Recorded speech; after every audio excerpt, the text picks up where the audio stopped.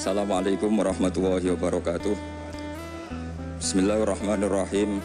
Ada maksiat-maksiat yang secara sorihul hadis itu ceplos ya hadis itu disebut mimma yusabbibu suhtawah, sesuatu yang menjadikan Allah itu tidak senang. Misalnya kayak dosa rentenir, dosa menyepelekan orang mukmin, atau dosa menghalang-halangi berjalannya kebenaran.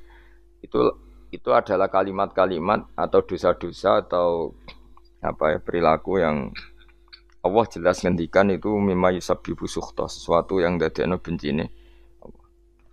Nah, kemudian di luar yang sorry itu, di luar yang jelas-jelas itu, ada kemungkinan-kemungkinan yang didhawuhna Sayyidina Umar. Jadi eling-eling ya, jadi yang pokok itu tentu sharihul Quran wal hadis.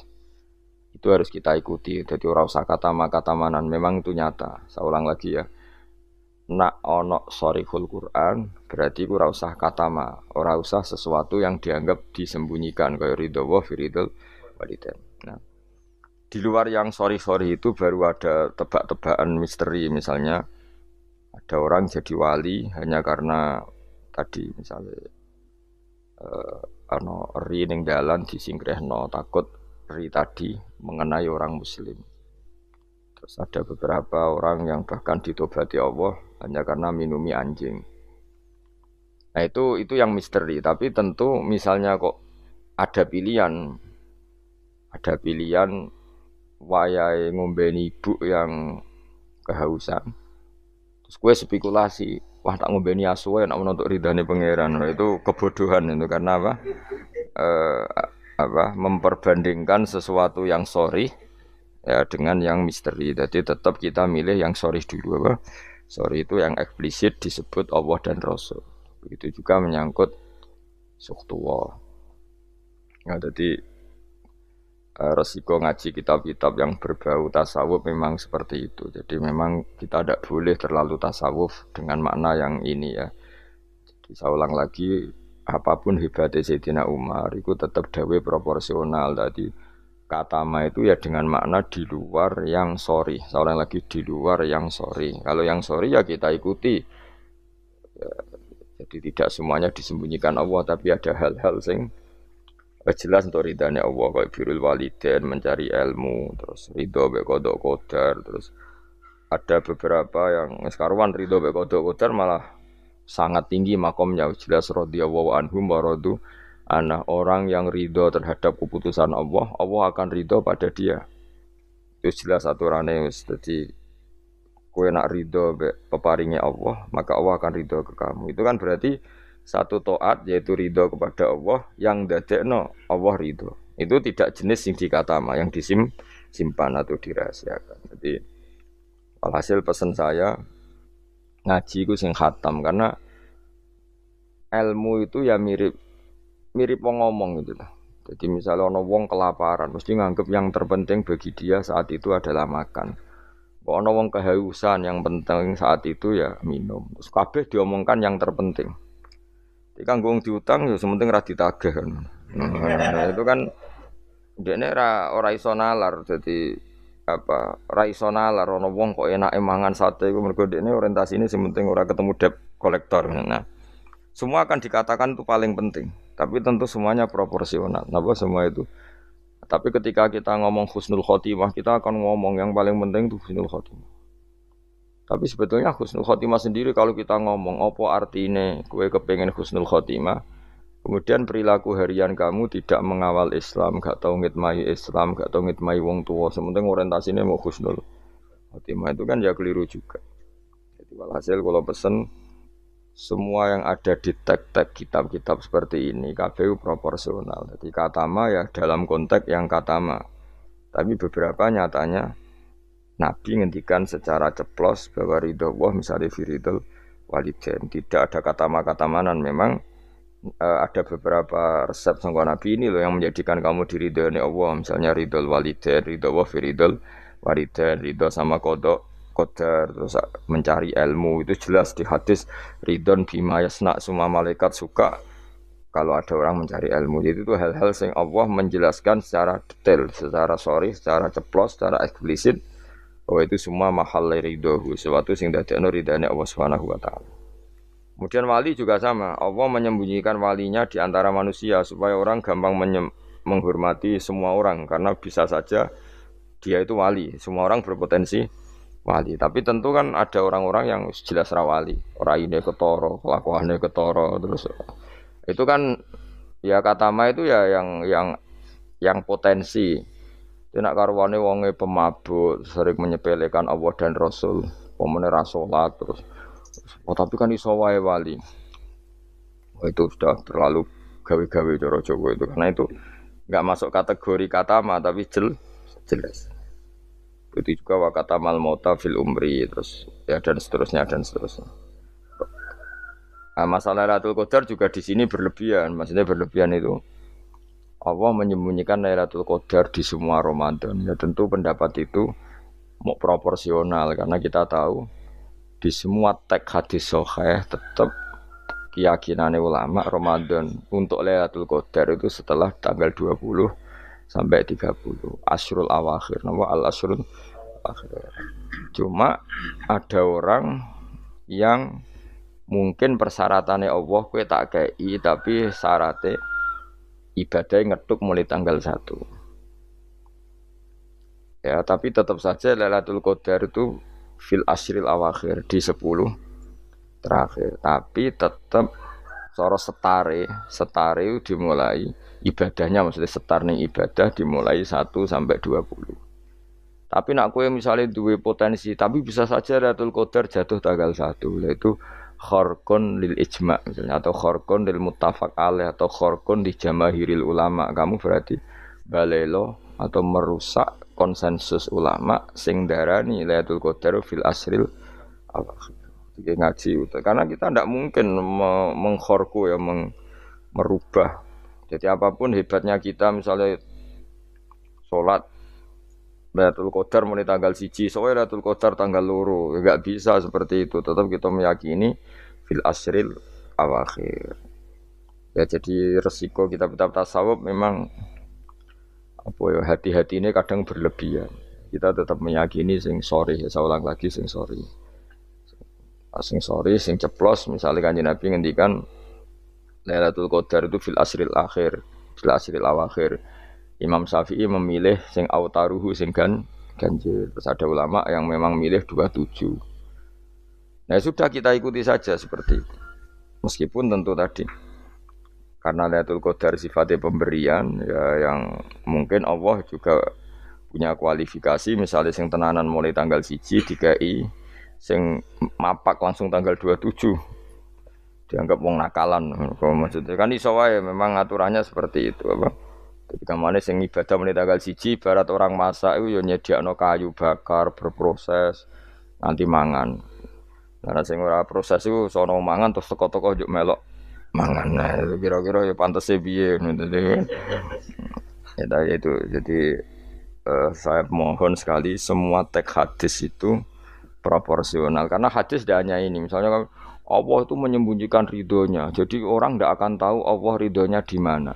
Yaitu ya keliru kalau kaidah itu umum karena ada beberapa hal yang disebut Nabi jelas ridho Allah misalnya firdal walidain itu jelas disebut ya kita harus ikut bahwa luar biasa proses ridho apa walidain apa menjadikan orang tua kita ridho. Wal maqalatul khamisatu tema maqalah sing kelima ngene qala dawa sapa Utsman radhiyallahu anhu. Innal mu'mina satuna wong mukmin yang bagi sayukjo apa ayakuna ento ana sapa mukmin iku masyan lumaku fi sitati anwa'in ing dalem 6 pira-pira werna minal khaufi sanging rasa wedine Allah. Ahadua di salah sijine sitah sing harus ditakuti iku aya khaufa. Ento wedi sapa mukmin mingki balillah sanging sisine Allah. Kita harus takut bahwa Allah bisa saja ya khudain to ngalap sapa Allah minhu sanging mukmin alimana ing iman. Waktan nas ing wektu nazak. Ini tadi kalau dawe Umar tentang 6 hal yang disembunyikan Allah Ta'ala. Sekarang dawe Utsman. Ada 6 hal yang kita harus punya ketakutan lebih. Satu, ketakutan bahwa setiap saat Allah bisa saja ngambil iman kita waktan nas'i ing waktu nazak. waktu sing meh mate jenenge nazar. Ruwiya diriwayat napa ana Mas'udin sak temne Ibnu Mas'ud iku doa iku donga sapa Ibnu Mas'ud bihada doa iklan ikhlas doa. Allahumma do Allah inni sak temne ingsun as'alu jalu ingsun ka ing panjenengan imanan ing iman layar tetu kang ora bakal dadi murtad apa iman. Wa na'iman lan ingsun jalu ing nikmat layan fadu kang ora entek apa naim. Wa qurrata ainin lan tenange mripat la tangkoti kang ora putus-putus apa qurratu ainin. Wa murafaqatu nabi kalan ngancani nabi panjenengan Muhammad sallallahu alaihi wasallam fi a'la jinanil khuldi ing dalam dhuwur-dhuwure swarga khuldi. Ada 6 hal yang orang mukmin harus serius takutnya, yaitu terutama takut diambilnya iman. Ya terutama takut diambilnya iman di waktu meh mati jenenge nazar. Buktinya sahabat sekaliber Ibnu Mas'ud selalu berdoa Allahumma inni as'aluka imanan la yartaddu wa na'iman la yanfadu wa qurrata a'yunin la tanqati. Jadi tentu kita takut sekali kalau pas dekati mati justru iman kita dicabut.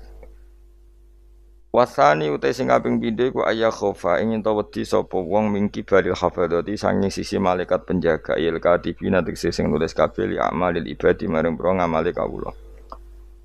Ayat tubuh ento padha nulis sapa malaikat alaihi ing atase wong ma ing perkara yaftadihu kang dadi keweleh sapa man. Keweleh itu dipermalukan sapa man bi iklan ma yaumil kiamat ing dalam dina kiamat. Yang kedua adalah orang itu takut bahwa malaikat yang menulis amal kita akan menulis sesuatu yang kita akan dipermalukan di hari kiamat. Anin Nabi sallallahu alaihi wasallam qala dawu sapa Nabi fuduhud dunya utawi kemaluan sining donya utawi dipermalukan ning donya utawa ina ning donya iku ahwanu luwih ringan min fudulil akhirati timbang kemaluan atau rasa malu atau dipermalukan ning akhirat. Rawangi watno ing hadis sapa At-Tabrani Imam Tabrani anil Fadl sange Fadl qalan Munawi ail aru tegese utawi cacat al hasilu kang hasil li nafsi kediawaan min kasfil aibi sange kebukae aib fidunya ing dalem donya bikos ditanasuli kelawan nejo bela diri misale minu sanging wong iku ahwanu iku luwe napa ringan mingkit manihi tinimbang kasimpene aib ila yaumil kiamat itu meka maring dina kiamat hatta yang tasira kesigo gumedar apa aib wa yastahiru lan masyir apa aib fil mauqifi ing dalam panggonan hisab. Walidalan krana ara iki lama waqo asmangsane tumiba sapa ba'du sahabat sebagiane sahabat fi zina ing dalam zina. Wa arafalan ngerti sapa ba'du sahabat hadal hadis saiki la hadis akor mongko ikrar sapa ba'du sahabat bidzalika lan mongko-mongko zina lahu maring Kanjeng Nabi liyahudda supaya ngekhat sapa Nabi hu ing iki ba'du sahabat walam yarjilan ora mencabut sapa ba'du sahabat anil ikrari sang ikrar ma ta'ridi semertane oleh memtokno Kanjeng Nabi mentokno itu menawarkan Nabi lahu maring ba'du sahabat birujuki lawan rujuk mencabut ikrare li ilmihi krana ngertine ba'du sahabat bi anna fadihatahu lan sak temene rasa malune wong fid dunya ing dalam dunya bi iqamatil haddi lan dilakonine had iku ahwan iku luwih ringan min fadihatil akhirati timbang malu ning akhirat. Dewal hasil kemaluan sing ana ning dunya rasa malu dipermalukan ning dunya iku luwih ringan timbang nanti kita dipermalukan ning mahsyar di depan umum. Jadi misalnya mau kaya ya contoh paling gampang tadi kowe hasud mbek wong ning dunya iso mbok sembunyikan nanti dipermalukan Allah ning akhirat karena kamu duwe rasa hasud. Apalagi kalau ngenteni jatuhe wong soleh, jatuhe wong alim, orang-orang yang berkontribusi terhadap agama iki. Terus ke hasud mbok arep-arep jatuhe lho nanti dipermalukan di hari napa? Kiamat. Luwih ngeri kalau kita punya dosa yang kita nanti dipermalukan di hari napa? Kiamat. Wasali sute sing kaping 3 iku aya khofaen tawa disapa wong mingki bali setane sanging sisi setan. Ayub tilain to batalo sapa setan amal ing amale wong ai sholihat sing amal saleh. Amal saleh yang kita lakukan lama puluhan tahun. Ya mau misalnya kowe ngurmat yatim puluhan tahun ikhlas tapi setelah dia jadi dokter atau jadi orang besar ketika lupa kamu terus kowe getun. Getun karena ngamal sama seseorang yang enggak bisa balas jasa berarti amal kamu itu dibatalkan. Mulane kok ora ana wong alim kecuali cuek karena tadi tapi kadang masyarakat itu ya angel kandanan. Hampir semua orang alim itu enggak suka kenal santrinya, bukan karena enggak mau, bukan. Karena tadi sebetulnya ingin sebar mulang ya wis mulang. Karena kalau kenal takutnya itu memanajemen atau ngatur-ngatur. Engko akhirnya terus kena gak dituruti seakan-akan wong ngajine mbek aku kok gak nuruti aku. Sehingga banyak orang alim yang milih cuek itu yang ditakdir kenal ya kenal, yang ndak itu sebetulnya hanya untuk menjaga ikhlas ben tidak selalu mengatur-ngatur. Kena ngatur-ngatur ujung-ujungnya itu hadun nafsi. Hadun nafsi bisa membatalkan amalnya dia, mulangnya itu tadi. Yang masyhur banyak orang alim yang nggak mau ditemuin muridnya, bahkan Sufyan Ats-Tsauri itu masyhur, yang boleh sowan saya harus yang nggak pernah ngaji saya, yang boleh ketemu saya yang tidak ada urusan ngaji dengan saya, karena takutnya tadi misalnya ada orang alim ngajar 10 tahun sama orang itu, orang itu jadi orang kaya raya sukses. Kadang-kadang kan manusia ingin sesuatu karena gak dituruti, ngundat tak ulang kok gak loyal gitu. Itu jadi terus banyak ulama yang milih cuek wis. Ditetir ketemu ora ya wis.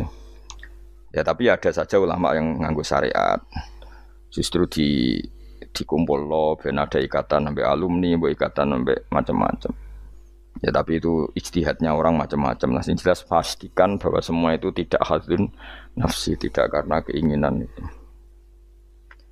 Itu memang berat aturan-aturan menjaga ikhlas itu berat. Yang jelas saya pastikan nak ono wong gawe perkumpulan grup alumni ngaji atau alumni apa saja, asal ndak nafsu gak apa-apa. Tapi kalau kira-kira itu nafsu ya ndak usah diteruskan, karena nanti takutnya barang yang kita lakoni, misalnya kayak kula mbek jenengan kan ngaji Jalalain Amam.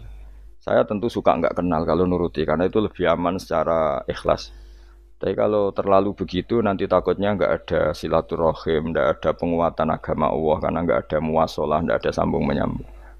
Itu kan setan itu kan di sisi muwasalah ya kamu diganggu, karena nanti bisa memanajemen kalau ndak tersinggung. Itu juga setan. Tapi kalau terlalu tertutup memutuskan diri, mungkin selamat ikhlas karena tidak berharap dari mereka. Tapi resikonya ada beberapa santri kita yang nggak pede ngiyai karena nggak sambung dengan kiainya, atau nggak pede ngiyai karena nggak kenal kiai indukannya, karena takut hukum raiso dan ilmu ini pas-pasan. Itu kan repot, dan itu harus dikelola secara ikhlas. Saya punya sekian santri yang di Papua, di mana-mana. Kalau nggak sambung saya nggak berani, takutnya kalau ada pertanyaan hukum dia tidak bisa jawab. Ada orang-orang yang sebaiknya kita tidak sambung karena tipikalnya memang nggak suka sambung. Mungkin dia wataknya pemalu atau wataknya tertutup, kita kan tidak pernah tahu-tahu watak. Ya kalau maslahatnya putus ya putus, tapi jangan putus hubungan hati. Tapi dia tipikalnya orang yang nggak suka kumpul. Orang Jawa itu isinan. Kan orang itu kan macam-macam. Yang penting semuanya jangan karena hadun nafsi. Itu eleng-elengnya. Terus makanya Sufyan Ats-Tsauri masyhur. Soalnya muridnya itu moh tenan. Karena dia takut kemudian menuntut haknya sebagai guru. Nah, korek sab'ah yang terkenal Sayyid Hamzah Az-Zayyad itu dia pernah ada orang sowan, ya Hamzah saya ini punya utang banyak, tolong bilang sama Muhyiddin jenengan yang kaya supaya mensyafaati saya. Jawab Hamzah, saya minta air putih sama santri saya aja nggak pernah, menyuruh santri saya supaya melayani saya saja saya tidak pernah, karena takut itu saya mengkonversi mulang saya menjadi loyalnya santri-santri, dan itu menjadikan amal dunia. Itu orang dulu itu macam-macam menjaga ikhlasan sampai se ekstrim itu. Ya tentu tidak semua ulama seperti itu. Ada ulama yang suka ngongkon santri karena biar dapat barokahnya khidmah. Ada ulama yang suka minta tolong santri supaya mereka terbiasa khidmah. Itu kan istihad. Yang penting pastikan diri kamu tidak ada hadun nafsi. Itu semuanya motifnya itu nafsu, itu jangan.